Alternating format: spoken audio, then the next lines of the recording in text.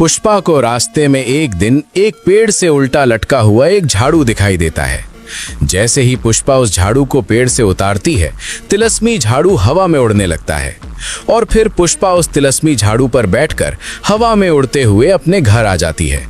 लेकिन मासूम और बेखबर पुष्पा को जरा भी अंदाजा नहीं होता है कि तिलस्मी झाड़ू अपने साथ एक खतरनाक श्राप लेकर आया है। रात में जब पुष्पा गहरी नींद में सो रही होती है, तभी उस झाड़ू से काली शक्तियां निकलती हैं। देखते ही देखते पूरे गांव में अंधेरा छा जाता है। पशु बीमार पड़ने लगते हैं। अगली सुबह घबराए हुए गांव वाले पुष्पा के पास आते हैं और उसे सारी घटना बताते हैं। पुष्पा समझ जाती है कि ये सब उसी झाड़ू की वजह से हो रहा है। गांव को इस संकट से बचाने के लिए वो उस झाड़ू को गांव से दूर ले जाने लगती है।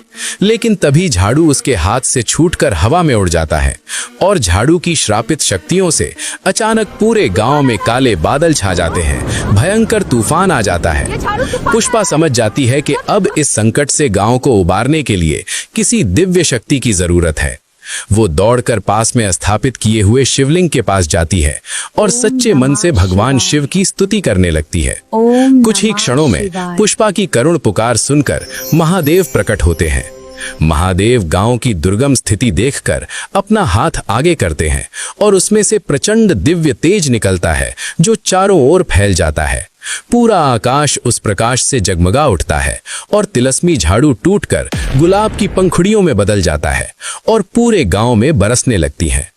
पशु फिर से स्वस्थ हो जाते हैं और गांव में खुशहाली लौट आती है। लेकिन अफसोस, महादेव के इस दिव्य चमत्कार के लिए किसी ने लाइक और सब्सक्राइब नहीं किया।